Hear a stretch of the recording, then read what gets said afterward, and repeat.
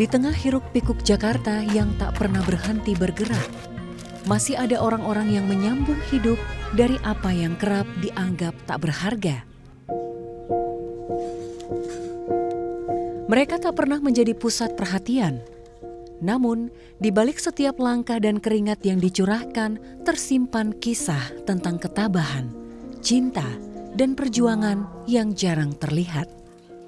Ya namanya kita usahakan, kadang ada, kadang enggak, kadang kita itu banyak kecewa daripada senangnya, banyak kan susah daripada bahagianya. Kalau bisa hidup itu kita syukurin. Kalau kita bersyukur pasti hati kita lega, senang. Kalau kita hati kita bunda atau kesal atau kecewa akan mengakibatkan kita itu putus asa.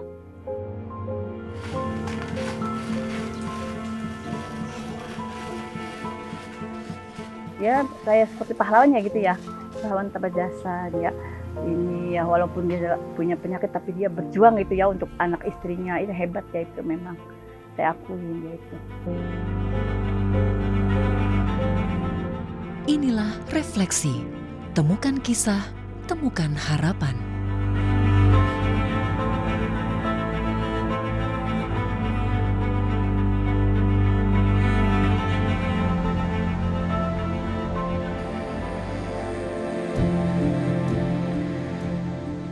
Siang itu, matahari tepat berada di atas kepala ketika Samsul Rizal mulai menyusun sisa-sisa potongan kayu di rumahnya yang berada di Cilincing, Jakarta Utara.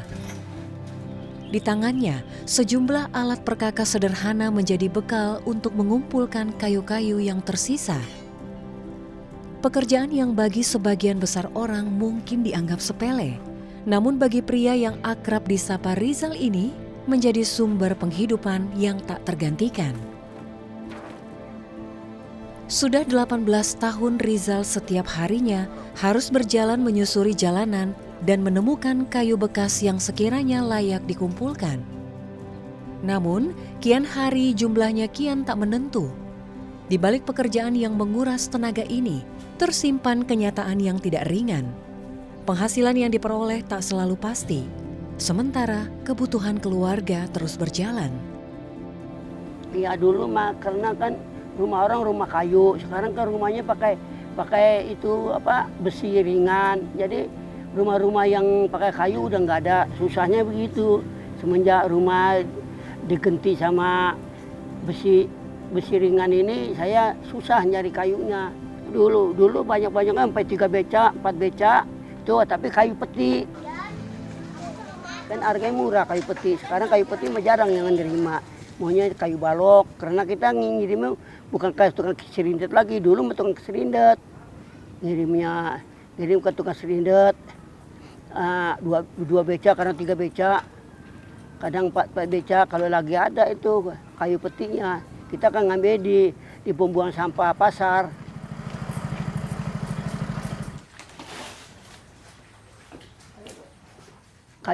Kayu peti itu per beca itu kadang 25.000, kadang 20.000. Kayu sekarang mah 60.000 per beca. Pernah berhari-hari, pernah kita dari siang keliling, kadang-kadang penasaran pagi nggak narik langsung nyari kayu. Pernah dapatnya setengah beca, pernah nggak dapat, banyakan nggak dapat ya daripada dapatnya. Masalah kita kan cari kayu bukan ini. Kalau lagi dapat ya 3 hari kita bisa ngirim. Kalau nggak dapat sampai seminggu, kan kadang-kadang setengah bulan. Kita mau diapain, tapi namanya usaha kalau udah jalanin, kalau rezeki kan Allah yang menentukan. Kadang-kadang istri itu kecewa, bagaimana sih nyarinya kemana. Ya carinya kita kan ngacak-ngacak kemana aja. Kadang-kadang ke Permai yang jauh udah saya jalanin, ke Pelumpang, ke Semper, ke Lagoa.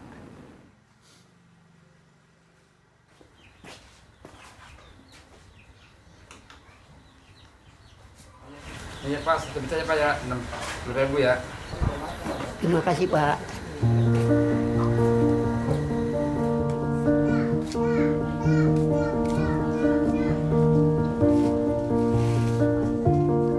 banyak yang mengetahui bahwa tubuh yang setiap harinya mencari kayu itu sedang melawan penyakit. 15 tahun lalu, Rizal didiagnosis menderita penyakit kelenjar getah bening. Sementara 10 tahun kemudian, sang istri, Cimah Nuryamah, juga harus menghadapi penyakit jantung yang membatasi aktivitasnya. Penyakit itu menghadirkan rasa sakit, kelelahan dan kekhawatiran yang tak pernah benar-benar hilang. Namun kebutuhan hidup tak memberinya banyak pilihan. Ketika biaya makan, listrik dan kebutuhan sehari-hari harus dipenuhi, bekerja dalam kondisi sakit menjadi sesuatu yang tidak bisa ditunda. Di tengah keterbatasan itu, mereka tinggal di sebuah rumah sederhana yang jauh dari kata layak. Setiap sudutnya dipenuhi tumpukan barang bekas dan kayu-kayu hasil kerja Rizal, menyisakan ruang hidup yang sempit bagi keduanya. Kalau capek udah pasti capek, karena punya penyakit gini capek, banyak capeknya. Ya goes beca dari sini, taruhlah 500 meter berhenti. Ya dari dulu juga pengen, daripada kerja capek gini, ya anak juga udah ngelarang kerja gini, tapi mau diapain, anak keadaan begitu, buat dia sendiri aja susah. Apalagi untuk bantu-bantu orang tua.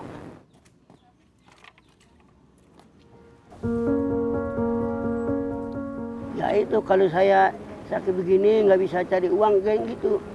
Jadi mau berhenti, ya kalau berhenti kita perlu hari-hari, kalau nggak berhenti kita jalan capek. Ya itulah usaha kemana udah dijalanin, bahkan pernah nyari-nyari kerja, ya gitu nggak dapet. Jal, tanya Jal. Bagaimana tadi di rumah sakit, dokternya ada nggak? Ada, kata dokter katanya. Saya suruh pasang ring, saya kan takut. Ya bagaimana ya, kalau nggak dipasang ring takutnya nggak umurnya nggak panjang lagi. Enggak juga lah, namanya umur kan tangan Allah. Yang penting mah banyakan istighfar aja, banyakan berdoa. Iya. Iya, namanya Kalau kita saya sih pasrah aja sama Allah ya. Terserah, makanya saya takut pasang ring, udah minum obat aja. Kata pasang ring kan ya. Tapi kan banyak orang ada yang ngomong katanya ini begini, jadi saya kan jadi takut. Ya kalau sedih ya di masa sulitnya, kalau kita tidak punya uang sepeser pun, kita mau makan ya, kadang-kadang sedih ya, sedihnya nggak ada uang, kita berpikir ya gini gimana ya, nggak ada uang sama sekali.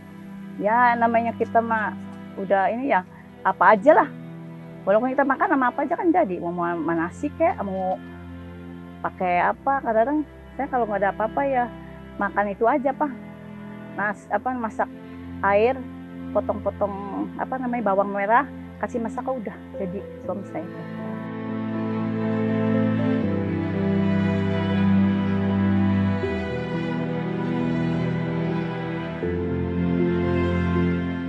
Di usianya yang tak lagi muda, Rizal tak hanya mencari kayu bakar. Ketika ada waktu luang, sesekali ia juga menarik becak untuk menambah penghasilan. Namun rezeki tak selalu datang setiap harinya. Ada hari-hari ketika tak satu pun penumpang menggunakan jasanya, memaksanya pulang dengan tangan hampa. Setiap kali mengayuh becak, yang ada di pikirannya bukan hanya tentang mencari penghasilan, tetapi juga kekhawatiran akan kondisi istrinya di rumah. Bagi Rizal, becak bukan sekadar alat mencari nafkah, melainkan cara untuk terus menjaga orang yang telah menemaninya puluhan tahun. Di tengah ketidakpastian pendapatan dan tubuh yang semakin menua, ia memilih terus berusaha. Sebab baginya, cinta tak hanya diucapkan, melainkan dibuktikan melalui setiap kayuhan dan setiap usaha untuk tetap bertahan. Kadang-kadang ya kita tuh narik beca, kita udah jalanin, kadang dapat sejalan, kadang nggak dapat. Siangnya kita sambung lagi nyari kayu, kemana-mana ada apa sih beca, kadang dapat setengah beca, nyari kemana-mana aja gitu. Dari gang ke gang, dari tempat sampah pembuang sampah ke tempat pembuang sampah, dari rumah yang dibongkar sampai yang ini kayu luput. Ya khawatirnya itu karena dia drop apa sakit. Ya kadang ke rumah sakit aja udah sakit udah lama sekali. Tiap bulan kontrol begitu. Nggak bisa capek, nggak bisa kerja berat, nggak bisa apa. Ya kerja hari-hari umpamanya jalan aja udah capek ke pasar apalagi buat kerja apa. Ya sedih punya istri sakit gitu. Kita rumah tangga udah lama, tahu-tahu dapat sakit begini udah lama. Kapan sembuhnya, kapan selesainya penyakit ini. Kita sedihnya kalau dia nggak ada umur, kitanya bagaimana. Kita tuh jangan amanya kalau bisa itu hidup semati begini. Tapi kan kalau ada penyakit gini kita kan sedih. Bagaimana mikirin kelanjutannya anak-anak tinggal satu yang belum selesai sekolah.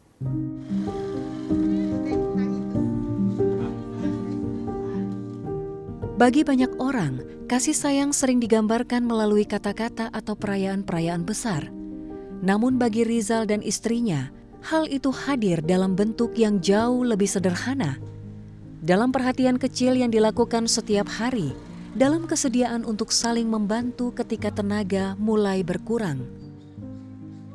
Di tengah keterbatasan ekonomi dan kondisi kesehatan yang tidak mudah, mereka menemukan cara untuk tetap saling menjaga. Sebab setelah puluhan tahun hidup bersama, kasih bukan lagi tentang perasaan yang diucapkan, melainkan tentang kesediaan untuk tetap menemani, bahkan ketika keadaan tidak lagi mudah dijalani. Orangnya udah setia, rajin, ulet. Nggak ada kayaknya lah nyari suami seperti dia. Di dunia ini kayaknya nggak ada duanya. Dia emang rajin, saya akuin. Dia mah jarang mengeluh jadi orang. Walaupun kita nggak punya uang, dia jarang mengeluh. Dia ini enggak, dia mah tetap semangat nyari duitnya.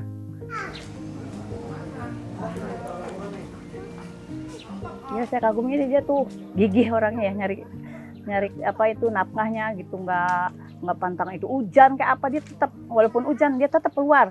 Walaupun basah-basah saya kadang udah sih jangan gitu nanti kamu sakit gini, dia enggak, biarin buat ini anak-anak kita ya udah. Gitu ya, namanya kita sebagai istri kan hanya berdoa biar selamat gitu aja. Kalau saya sih dia emang orangnya ini pantang nyerah orangnya. Ya saya khawatirnya kalau seandainya tiba-tiba ya namanya penyakit gitu kata dokter kan bisa pecah tuh. Itu saya kadang-kadang khawatir tiap malam juga ya suka mikirin ya Allah kalau bagaimana kalau ini terjadi bagaimana tuh gitu saya suka sering takut saya takutnya katanya suka pecah kata dokter tuh itulah dokter kan lebih tahu ya daripada kita kan nah kayak di situ saya sering khawatir takut terjadi apa-apa gitu dia pengennya ya dioperasi gitu cuman ya bingungnya itu nggak ada biaya.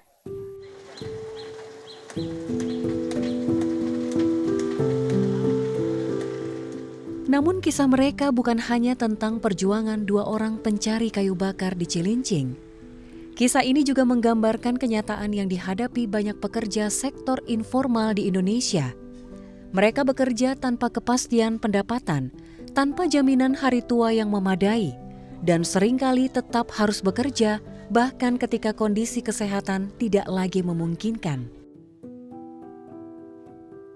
Di tengah pembangunan yang terus berjalan, masih banyak warga yang berharap negara tidak hanya hadir ketika mereka produktif, tetapi juga ketika usia dan penyakit membuat mereka semakin rentan.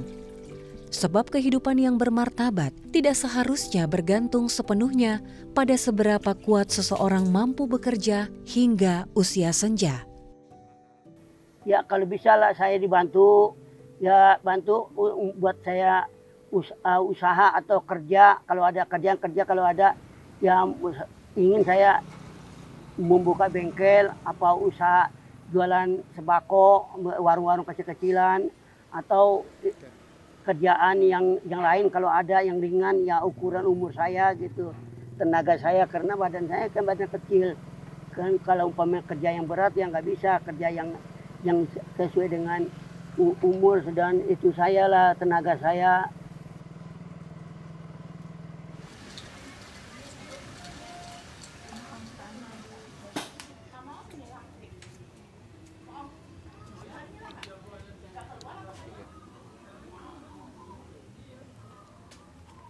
bersyukurnya kita tuh ya keadaan gini, bersyukurnya kita tuh ya dapat nggak dapat kita syukurin. Karena apa? Karena kalau kita nggak sabar, nggak bersyukur, apa yang kita ini mau kemana kita mengadu, nggak ada.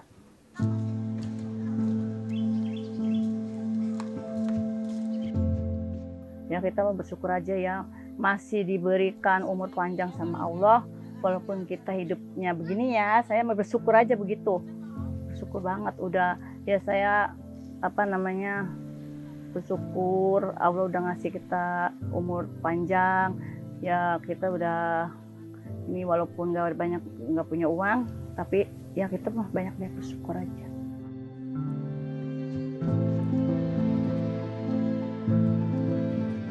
Tidak semua warisan berbentuk rumah, tanah, atau harta benda. Ada orang-orang yang meninggalkan jejak melalui cara mereka menjalani kehidupan, melalui ketekunan, kejujuran, dan kesediaan untuk terus berbuat baik meski keadaan tidak selalu berpihak. Bagi Rizal, mencari kayu bakar bukan sekadar pekerjaan. Dari pekerjaan itulah ia membesarkan keluarga, memenuhi kebutuhan rumah tangga, dan mempertahankan martabatnya sebagai seorang kepala keluarga.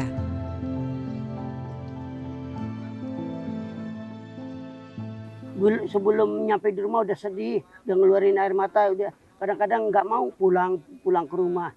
Karena apa? Pasti ditanyain mana hasilnya, ntar besok masak apa, mau makan nggak, anak lo ntar besok mati apa enggak, dan gitu istri mah ngomong gitu.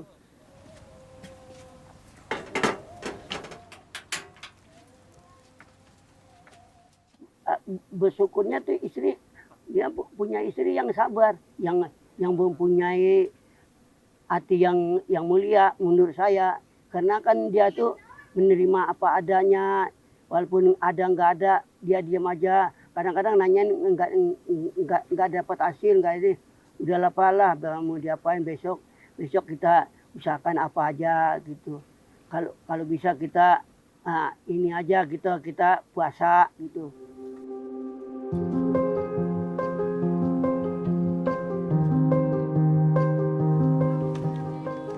Di tengah dunia yang sering mengukur keberhasilan dari apa yang dimiliki, kehidupan Rizal dan istrinya menawarkan sudut pandang yang berbeda.